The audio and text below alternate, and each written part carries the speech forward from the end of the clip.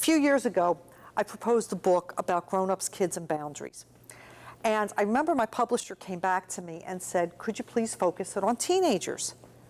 I was thinking, teenagers? It's like, what do you write about teenagers?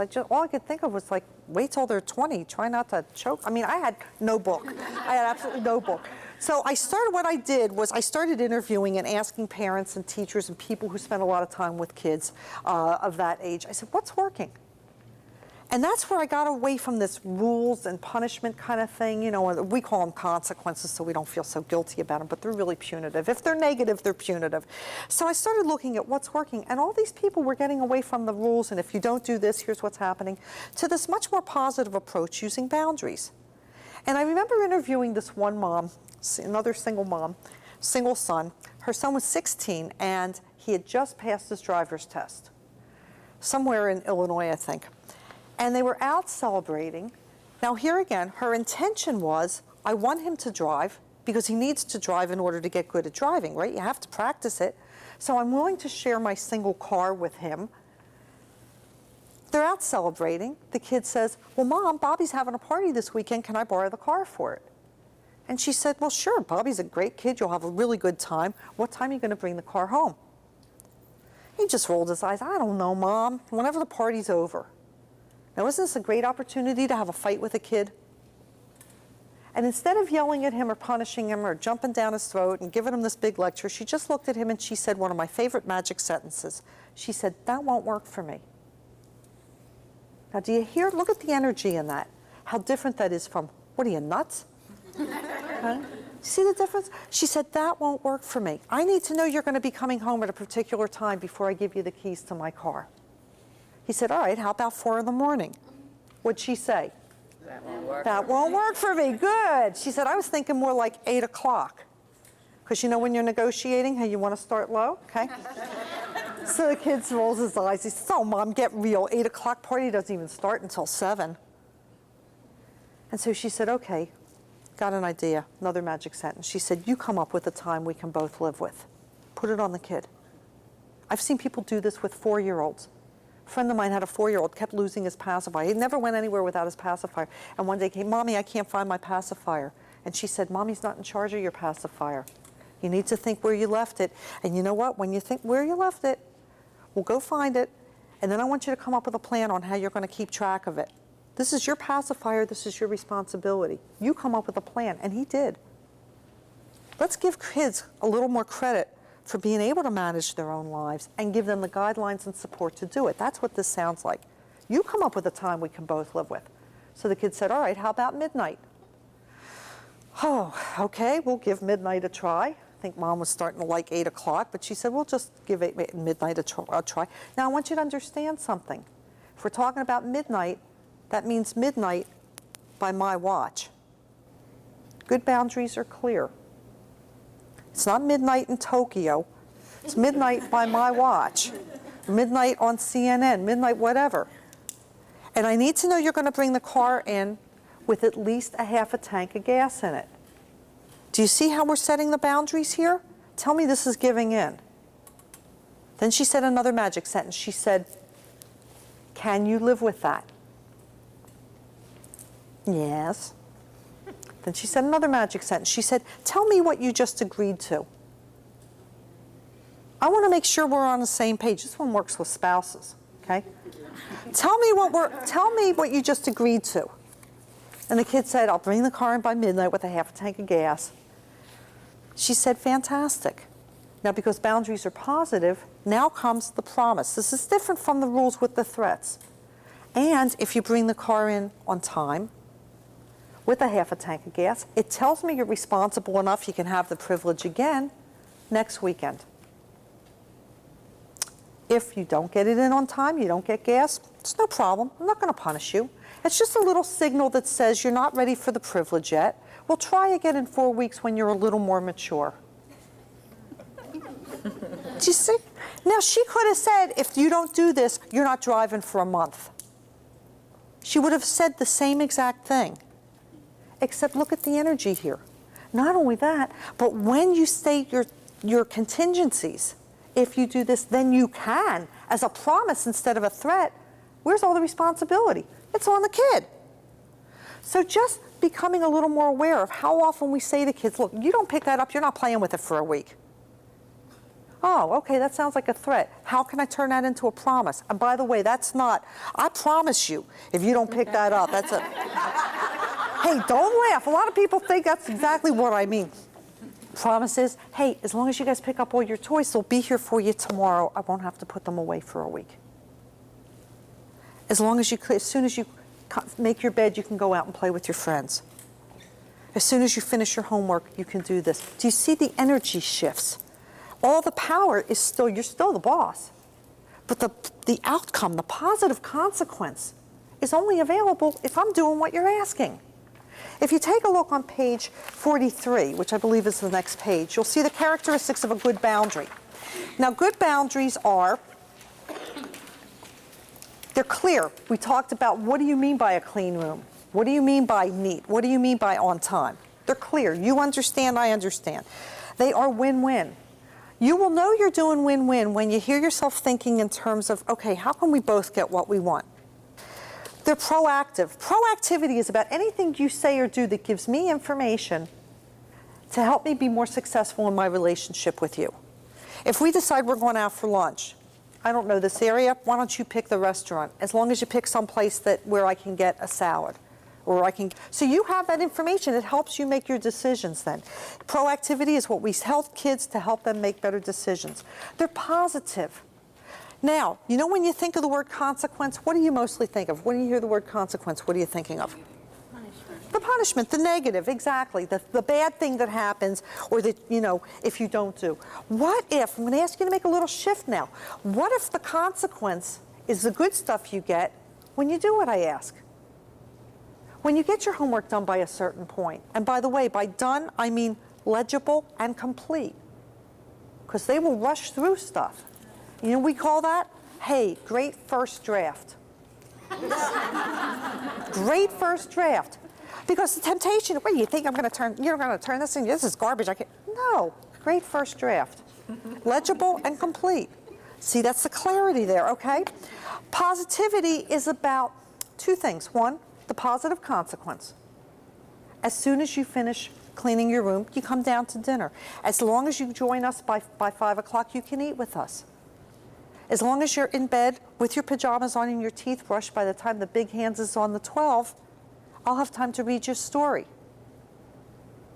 It's positive. And the other piece of that is, so the consequence is positive, the other piece of that is the presentation is positive as a promise instead of a threat. And we follow through. Now let me tell you how these all work together, okay? I want you to think of a store that opens and closes at a particular time. Okay, give me a store of something around here that most people would know. Foley's.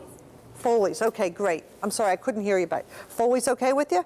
Okay, Foley's opens around what time? 10. You knew that real fast, didn't you? Okay, and it's okay. Oh, a woman after my own heart, honey. I'm a shopper yeah. Okay, they open at 10, they close at? Make something up, 9. Okay, great. Is that clear? We know we are talking about the same time that you have on your kitchen clock, roughly. The same time you've got on your watch, it's the same time. It is win-win. You've got, what is that, 11 whole hours to get down the store to get what you want. You win. And by winning, I mean what? Shopping. Exactly, getting to shop, okay? They have 13 whole hours to clean up, restock, take inventory, go home, play with their kids, or do whatever they do. They win, you win. It's proactive. I'm not from around here, and I'll bet you I can find out how late they're open. All I have to do is look in their ads, make a phone call, go to the store and see that information is available. It's not like this secret thing that it's like, psych, you're late, forget it, you can't, we don't do that. Not if we want to stay in business. And it's positive in that, what's the consequence of me getting to the store on time? Remember, consequences are the good things. See, we think of consequences. I also want you to know that there's good consequences of making good choices. Absolutely. So what's the consequence of me getting to the store on time? I had to shop there. Yes, sir. Okay. And you know what? It's positive. If I call them and say, how late are you open? I'll bet you they'll answer me positively. Could you imagine how long would they be in business if they said, You better get down here before 9 o'clock, lady, if you want to shop. I was in North Jersey one time, and they said, no, that's what they say here. It's like, okay. It's kind of where I'm from. I forgot. And they follow through. What if you get to Foley's at 9:15? What are you going to find? The store's closed. But wait a minute. What if you have a really good excuse? No, come on, it's not even your fault. What if you have a good excuse? The store is closed. We'll try again tomorrow. Is there, and now I have not shopped Foley's here in Dallas, okay? I haven't shopped at this store. If I go there at 9:15, is there somebody standing out in front going, all right, where's your note? No, the store is closed. I learn by finding the store closed, the fact that they were willing to follow through. Because by the same token, there's nobody standing out in front of Foley's yelling at me for being late. So do you see why I'm saying you don't have to be yelled at to learn a lesson? I don't have to be hurt. You don't have to shame me. You don't have to embarrass me. You don't have to make me wrong. It's like, oops, too late. The store's closed. We'll try again tomorrow. That's how follow-through works. Now, win-win. Win-win is not about giving in. Win-win is about how are we going to make this work for both of us. Proactivity, let me give you a couple examples where I saw people handle problems really proactively and very positively. Any of your kids, you ever take them to the playground or take them to the pool, and it's like you need to leave and they don't want to go? Have you seen that? And do you see how many times parents will get into these power struggles? It's like, I said now, get out of that pool. I'll never forget one time being at a pool at a resort where the parent clearly had something they were getting ready for. And I remember the parent said, oh, we have to go get ready. Tell you what, you've got just enough time to jump in the pool 2 more times.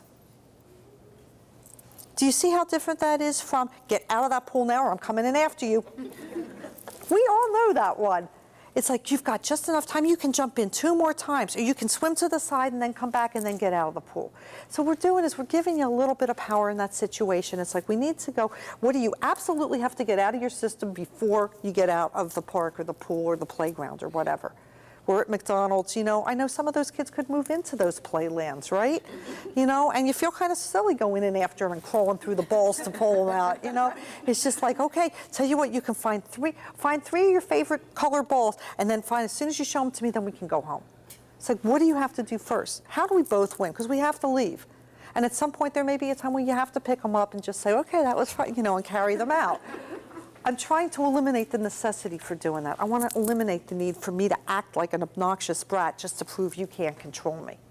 And see, if I know that you're really invested in me getting my needs for power met within these limits, I don't have to do that. I don't have to go out and get high to prove you can't stop me. I don't have to sneak out and break curfew to prove you don't control me. Because we don't have this going on in the relationship. Get rid of that energy and you're going to have a much more cooperative kid. Follow through is the part that we all have a hard time with. And this ties into positivity. How many of you do laundry in your house? Do you have a hamper in your home? How many of you have people in your home who don't know that hamper's there? Or think, okay. Do you ever have a conversation with them about, put your clothes in the hamper so I can wash them? And many of us have even gone as far as saying, I'm only going to wash the clothes that are in the hamper. And then what happens when wash day comes? You bet. We still wash it, and we usually go around picking them up like nobody around here pays any attention to me, and people are so inconsiderate, right? As we're picking up the clothes, which basically means all I have to do is listen to you rant, and I still get clean clothes at the end of the day. Now, what's the consequence there, good or bad? It's like, okay, I get this little floor show, and I still get clean clothes. So, one parent, again, tells the kids, I'm washing what's in the hamper, period. And I'm only washing the washable things that are in the hamper because, you know, the cat could end up, you know. So we have to be very clear about that. I'm washing clothes Saturday at 9 o'clock. And she left little signs around the house, one on the TV, one on the refrigerator, and one on the bathroom mirror to remind everybody in the family that laundry happens at 9 on Saturday. I'm only washing what's in the hamper. This is proactive. I'm increasing your odds for success. Now, if you're the kind of parent that has often said, I'm only going to say this once, the 7th time you've said that, okay, then most people have pretty much learned they don't need to respect your boundaries because you don't. See, that's the problem with follow-through. Every time we say, I'm warning you, we're saying you don't have to. We sabotage our authority. Every time we give warnings, every time we ask for what's your excuse, we are sabotaging our authority. Don't set a boundary unless you're willing to follow through. So Mom went around and had a very, very light load that first day. Picked it up, didn't say a word, didn't yell, didn't complain. Monday morning, her teenage daughter comes in. I'm going to flunk gym and it's all your fault. Now, Mom knew exactly what she was talking about, played along with it, said, what do you mean it's my fault? I don't even know your gym teacher. What's the problem? I don't have any gym clothes. And Mom said, gee, I don't understand. I washed everything that was in the hamper. And the daughter just told her, it's like, it wasn't in the hamper. And Mom just said, mystery solved. Mystery solved. See, now the temptation is going to be, well, you should have thought of that before. I had signs all over the house. What is wrong? You know, you got what you deserved. That's the thinking. That's that gotcha, win-lose kind of thinking that most of us grew up with. Here, Mom just threw up her hands. See, we're so afraid of conflict that how many times, don't raise your hands, how many times do you see parents caving in, giving in, and doing things because they don't want to see the kid throw a tantrum, or they don't want to see the kid throw a fit? It's like, it's okay. You're allowed. People get upset. Of course you're upset. You're not getting what you want. Validate that. And then put them in this is a no tantrum zone. You can have your tantrum in your room. It's okay. Come out and we'll talk when you're feeling a little bit better. We're so terrified. And the other reason that we pick up all the clothes off the floor is we're so afraid, well, what will the neighbors think? Can I tell you something? I don't care where you live. Your neighbors are already talking about you anyhow. Take care of yourselves, okay? Mystery solved. That's it. You see, you don't even need to get mad.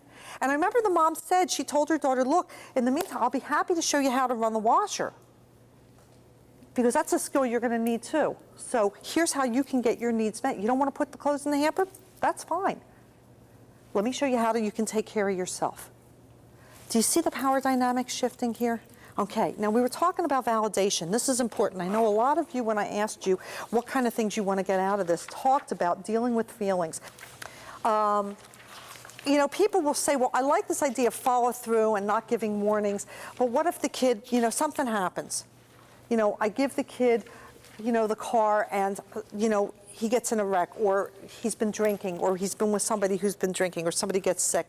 Well, I've seen parents that will say, look, as long as you call me by this curfew, or if you've got, you know, if you have a problem. I had one parent, I remember this guy, I think in Oregon, told the kid, if you make curfew 4 nights in a row, if you come in on time 4 nights in a row, I'll give you like a get out of jail free. It's good for an extension of 15 minutes. Just let me know ahead of time. So that if you have, so you have this little bit of flexibility, because we all have a bad night. And you know what, you're going to use your judgment on that one. That's all. My question is, how valuable is it to constantly lay down the law and then say, okay, what's your excuse? And if you're creative or pathetic enough, then you're off the hook. That teaches kids a whole different set of lessons. And I don't really want another generation growing up thinking that they have to be victims. You know, we all grew up with that queen for a day kind of thing, you know, and I don't want other people thinking that they have to be victims, or they have to be pathetic, or they have to make up a bunch of stories to get what we want. You know, it's like the store's closed, we'll try again tomorrow. And sometimes bad things do happen. So it's like, call me ahead of time. Mom, I had a pothole, lost the wheel, I'm stuck here. You know, we've got cell phones. We have resources that we didn't have even when I started doing this workshop now. So it's like, fine, what's the goal here? The goal is not that you walk in this house by the time the bell rings, that, you know, is that we're following this agreement that we have. And sometimes something's going to come up. Can I give you a call and say, I'm running a few minutes late? I don't think anybody in this room wouldn't cut the kids some slack if they were at least considerate enough to let you know what's going on. That's the whole point of changing this power dynamic. So you're still in charge, you're giving them some power in that.